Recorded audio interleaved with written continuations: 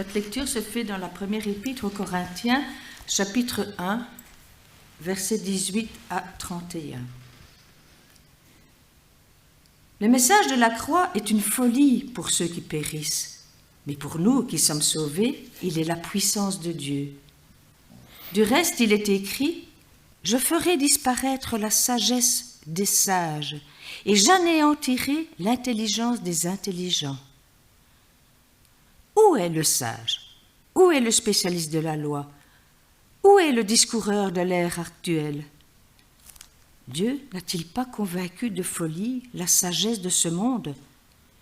Puisque à travers cette sagesse, le monde n'a pas connu Dieu en voyant sa sagesse, il a plu à Dieu de sauver les croyants à travers la folie de la prédication. Les Juifs demandent un signe miraculeux et les Grecs recherchent la sagesse. Or, nous prêchons un Messie crucifié, scandale pour les Juifs et folie pour les non-Juifs, mais puissance de Dieu et sagesse de Dieu pour ceux qui sont appelés, qu'ils soient juifs ou non.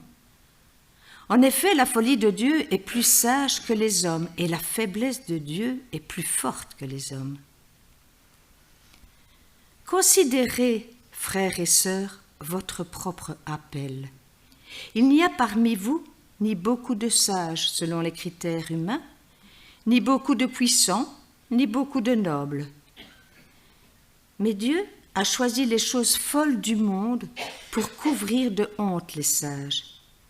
Et Dieu a choisi les choses faibles du monde pour couvrir de honte les fortes. Dieu a choisi les choses basses et méprisées du monde, celles qui n'en sont rien, pour réduire à néant celles qui sont, afin que personne ne puisse faire le fier devant Dieu.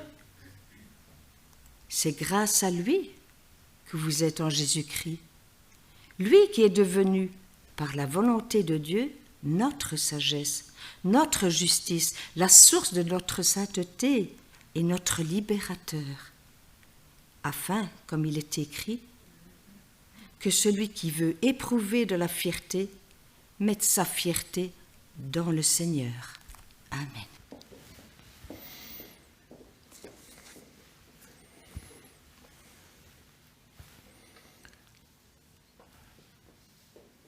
Lundi dernier, lors d'une rencontre entre des frères et sœurs en Christ, une personne a demandé à chacun « De quoi êtes-vous fiers dans votre communauté, dans votre Église ?»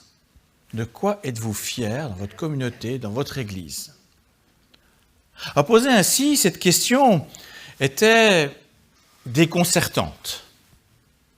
D'une part, il était de bon ton de rester humble quand même, de ne pas se vanter. D'autre part, il nous paraissait juste de pouvoir nous réjouir de ce qui va bien dans nos églises et de nous encourager mutuellement avec cela. Dis pas trop vite amen, je t'ai déjà dit, hein. Sinon tu vas encore avoir des problèmes.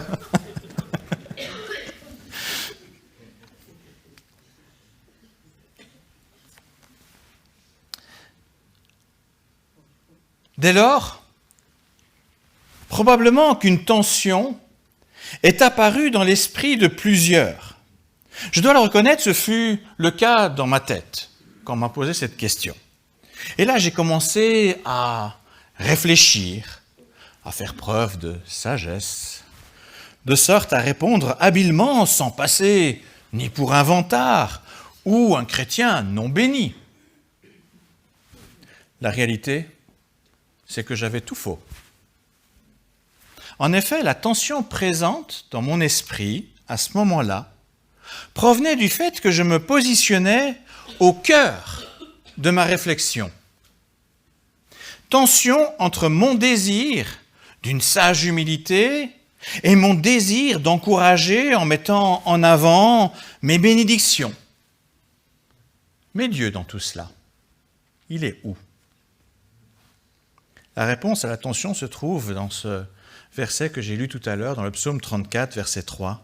« Que mon âme fasse toute sa fierté de l'Éternel, que les humbles écoutent et se réjouissent. » Je souhaite illustrer ces paroles du psalmiste en partant du texte que nous venons d'entendre dans l'épître aux Corinthiens. L'Église de Corinthe a été fondée par l'apôtre Paul lors de son deuxième voyage missionnaire. Il en a fait 4 lors de son deuxième voyage missionnaire. Et là, il a fait une communauté. Et bien entendu, le centre du message de Paul, nous le savons, nous en avons une attestation assez forte dans les Écritures, le centre de son message, c'est Jésus-Christ crucifié et ressuscité. Au moment de sa création, la majorité des membres de cette Église étaient d'origine juive. Ils connaissaient donc les croyances du judaïsme de l'époque, la loi de Moïse, etc. Corinthe, c'était aussi une grosse ville commerçante avec un port et un centre religieux très important, très imprégné de la culture grecque. On est sur le territoire de la Grèce. L'idolâtrie et l'immoralité y étaient omniprésentes. La vie chrétienne dans ce contexte n'était donc pas évidente. La culture juive et la culture grecque n'étaient pas forcément favorables à une nouvelle façon de vivre en Christ. Et la tentation d'accommodation était grande dans cette communauté. Les chrétiens de Corinthe se laissent tenter par un message chrétien édulcoré, qui a de chrétien encore le nom, mais le contenu laisse à désirer. Un message bien différent du message initial apporté par l'apôtre Paul. Et c'est pourquoi l'apôtre décida de leur écrire, il le fait au cours de son 3e voyage, il décide de leur écrire pour affermir leur foi, pour leur dire « Hé les amis, là, vous allez un peu trop loin ». Alors regardons un petit peu 2 points de ce qui se passait de problématique dans cette église. D'une part, la culture grecque était très portée sur la philosophie, le génie humain et la sagesse. Les Grecs cherchaient l'estime et le salut dans la sagesse, dans la construction intelligente des idées, dans l'élitisme intellectuel. L'art oratoire, l'art de savoir parler, de prêcher devant les autres, de convaincre les autres, c'est ce qu'on apprend par exemple pour être avocat, pour convaincre, pour aider celui qu'on défend.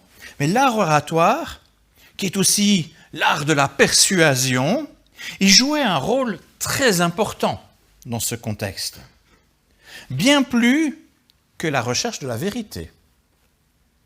On préférait convaincre plutôt que de chercher la vérité. Non seulement persuader les autres était une façon d'obtenir une importance sociale plus grande en mettant en avant son érudition, je connais et je vais vous convaincre, et donc on s'élève comme ça, mais aussi la sagesse humaine permettait à leurs yeux d'élever l'âme, carrément. De fait, les Grecs pensaient que le mal venait du corps, la source du péché, enfin ils n'appelaient pas ça péché, mais des mauvaises choses, du mal venaient du corps, et ils aspiraient donc à séparer l'âme, l'esprit, du corps par la sagesse humaine. Et c'est d'ailleurs pour cela que chez eux, quand on parlait de résurrection des corps, ça n'avait aucun sens. Parce que pour eux, pourquoi ressusciter un corps qui est mauvais? Donc ils avaient du mal avec ce concept. C'était incompréhensible pour eux. Alors, influencés par ce contexte, des chrétiens de l'église de Corinthe cherchaient par leurs efforts personnels, par leur génie intellectuel, par leur apprentissage de la sagesse humaine, une sorte d'élévation orgueilleuse, en tentant de combiner cette quête gnostique, c'est la recherche par la connaissance, par cette quête de la connaissance. Donc il combinait cette quête de la connaissance à la foi chrétienne. Et il commençait à mélanger un petit peu les deux. Le salut en Christ crucifié était subversivement remplacé par le salut grâce au génie intellectuelle, grâce à la philosophie, grâce au savoir, à la sagesse. D'autre part, les racines juives de la communauté de Corinthe attiraient ces chrétiens vers leur ancienne croyance. Ils tenaient la loi de Moïse en haute estime. Ils y voyaient aussi un chemin de salut. Obéir à cette loi, c'était la promesse de recevoir les bénédictions, les miracles de Dieu qui attestaient qu'ils étaient dans le bon. Quand je parle de miracles, je parle de ces bénédictions que Dieu promettait.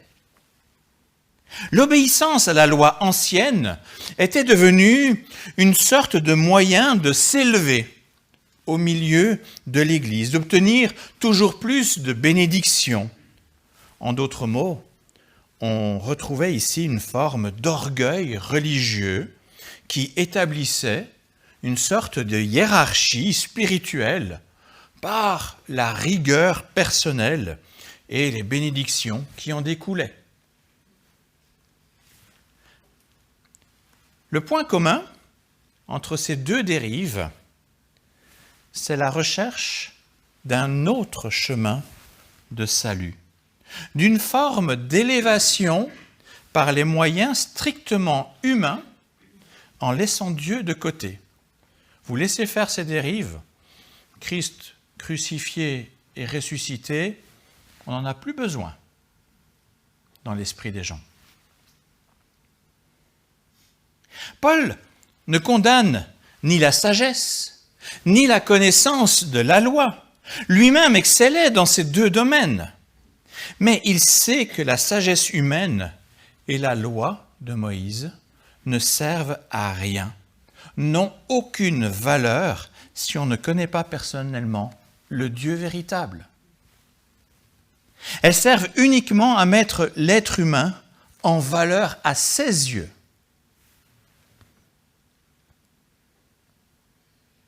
Mais que reste-t-il une fois la vie passée?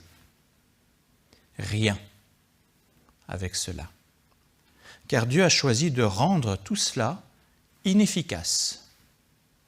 Pour le rappeler, Paul cite les paroles de Dieu en Ésaïe 19, verset 12. « Je ferai disparaître la sagesse des sages et j'anéantirai l'intelligence des intelligents. »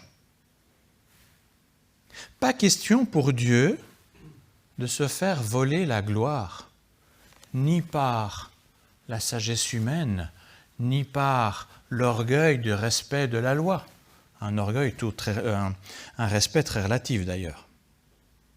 Dieu a choisi d'apporter lui-même le salut, un salut qui révèle sa sagesse, sa puissance et son amour. Dieu a choisi de confondre l'orgueil humain présent à Corinthe par ce qu'il y a de plus méprisant pour les uns et pour les autres. C'est d'ailleurs là qu'on voit la véritable grandeur de la sagesse divine par rapport à la sagesse humaine. De façon très très surprenante, il renverse tout. Et il le fait par quelque chose qui est complètement fou aux yeux des hommes. Ce qui semble faiblesse de Dieu à la croix apparaît finalement tellement plus grand que la sagesse humaine ou la loi. Pour contrecarrer la dérive de la sagesse humaine, Paul rappelle dans sa lettre qu'au cœur de la foi chrétienne, il y a la croix, c'est-à-dire l'abaissement le plus infâme, le plus humiliant qu'un grec puisse imaginer. À l'orgueil de l'élévation par la sagesse, Paul oppose la folie de la mort la plus impie, la mort la plus horrible, la mort du Fils de Dieu à la croix. Ce message bute évidemment contre les esprits orgueilleux. Il scandalise les Grecs, puisqu'au lieu de s'élever par l'intelligence, il impose une humilité totale, un cœur ouvert pour recevoir ce que l'être humain n'a pas en lui, et non plus un esprit qui impose aux autres par l'art oratoire, par exemple. D'une certaine façon, vous connaissez ces images chez les Grecs où on voit un maître avec ses disciples autour, le maître qui est très très considéré. Je crois qu'il doit y avoir même une nostalgie de la part des maîtres d'école aujourd'hui par rapport à ce temps-là. Mais imaginez la scène maintenant.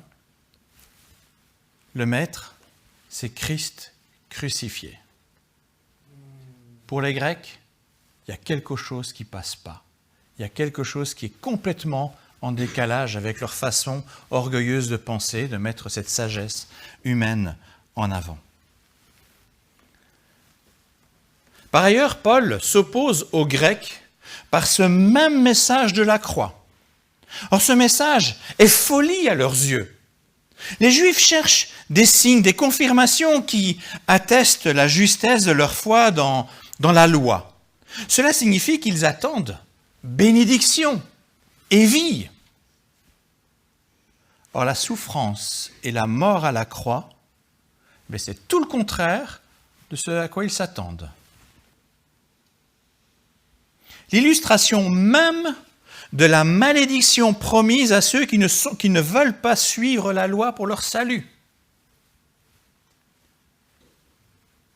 Face à ces deux résistances, Paul rappelle l'Évangile. Il a plu à Dieu de sauver les croyants par ce message scandaleux et fou.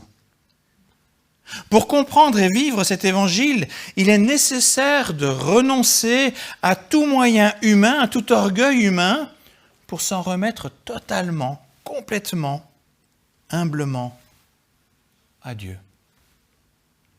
Par le moyen le plus fou à nos yeux, la souffrance la plus infâme, Dieu révèle sa sagesse et sa puissance, de sorte à couvrir de honte nos folles prétentions, et à nous délivrer, en fait, de toute fierté mal placée. Toute louange lui revient, pas pour nous, pour lui. Et étrangement, c'est à la croix qui nous le montre. Les dérives dans l'Église de Corinthe nous offrent deux illustrations concrètes d'une tentative d'atténuation du message de l'Évangile. Ce ne sont malheureusement pas les seuls. Alors permettez-moi à présent de relever deux autres situations assez semblables, vous allez le voir, et perceptibles aujourd'hui dans l'Église contemporaine. D'une part, il existe une sorte de sagesse humaine, inspirée par la vie de l'homme Jésus de Nazareth. Durant tout son ministère, Jésus fut un grand humaniste, très attaché à la justice sociale, aux soucis des plus pauvres, des plus faibles, des personnes discriminées. Et tout cela est bien entendu très bon et inspirant. Par sa manière de vivre, Jésus nous offre un réel exemple à suivre.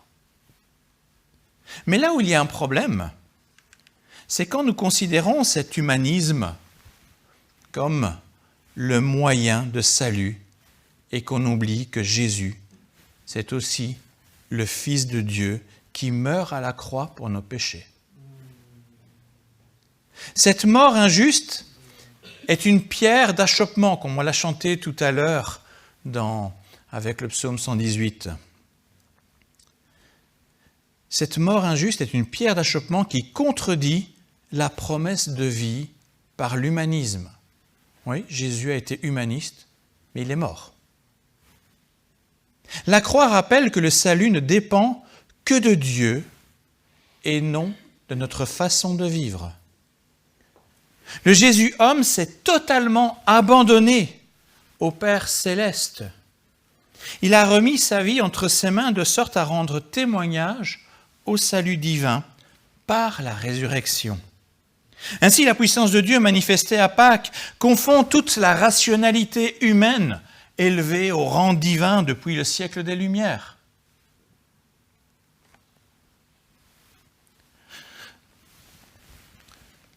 D'autre part, beaucoup dans l'Église chrétienne sont tentés par une forme d'orgueil religieux qui se manifesterait par le miracle de la prospérité au sens large. Si je suis en bonne santé, ou si j'ai de l'argent, ou si ma vie est bénie, cela indiquerait que je suis saint et approuvé par Dieu et que je mérite la considération des autres dans l'Église. Les bénédictions matérielles par la sainte obéissance sont vues comme le moyen de salut, le moyen d'élévation spirituelle. Et ces super chrétiens, ces élus, encouragent d'ailleurs les uns et les autres à les écouter, eux qui ont trouvé le chemin de la réussite, de la sainteté, du salut prospère. Or là encore, le message de la croix vient comme une pierre d'achoppement. Il témoigne que Dieu a choisi la souffrance et la mort pour offrir le salut au monde. La croix illustre la malédiction de la loi que Jésus porte à notre place. La loi est inefficace pour le salut, même pour une élite religieuse qui, pleine d'orgueil, prétend être irréprochable et vectrice de succès. Le salut ne peut venir que de la grâce du Père, une grâce qu'il veut offrir largement, pas seulement à une petite élite qui aurait du succès. Certes, cette grâce nous donne accès aux bénédictions de Dieu, mais pas comme nous pourrions l'imaginer, mais uniquement par le renoncement à soi-même. Jésus a fait confiance à son Père pour sa vie en allant jusqu'à la croix. Et à présent, il nous invite à prendre humblement notre propre croix, avec confiance. C'est alors qu'il pourra nous utiliser à sa suite pour son œuvre salvatrice. Ce n'est pas dans les succès humains qu'on va trouver le succès. C'est dans l'humilité, dans la disponibilité et en acceptant ce chemin qui n'est pas toujours évident que Dieu se rend efficace pour pouvoir travailler pour Dieu et continuer son œuvre salvatrice dans ce monde. Nous n'avons rien à prétendre ou à exiger. Seul Dieu donne dans sa grâce et chaque chose au bon moment. Oui, il a des promesses, mais peut-être pas toutes pour maintenant.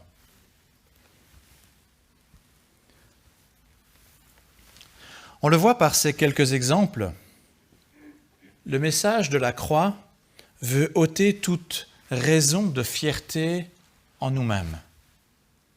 Dieu ne veut pas que l'honneur et la gloire lui soient volés.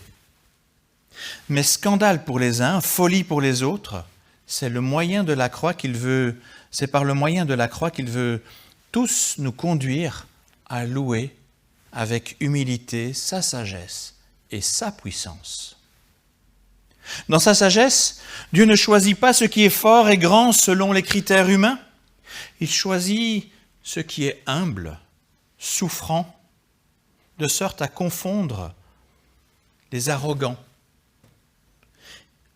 Qu'il soit clair que toute gloire lui revienne pour le salut qu'il apporte. J'aime bien ce passage de Paul qui dit « Je ne me glorifie pas de ce qui va bien, je me glorifie de mes faiblesses, parce que c'est dans ma faiblesse justement que Dieu pourra faire des choses. » Alors pour terminer, je reprends la question posée en introduction. De quoi êtes-vous fiers dans votre communauté, dans votre Église ?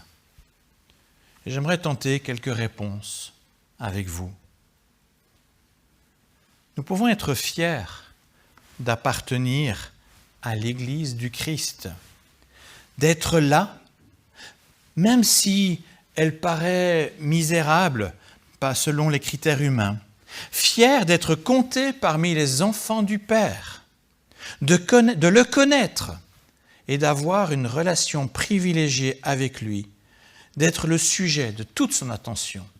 Ça, nous pouvons en être fiers.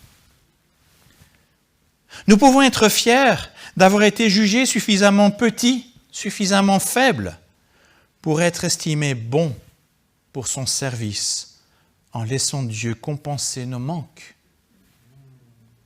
Nous pouvons être fiers d'être de simples serviteurs, de simples servantes au service du Christ crucifié et ressuscité.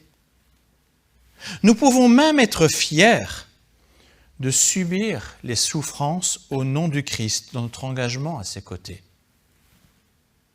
Nous pouvons aussi être fiers des promesses attachées à l'appel que nous avons reçu du Seigneur et à le suivre humblement.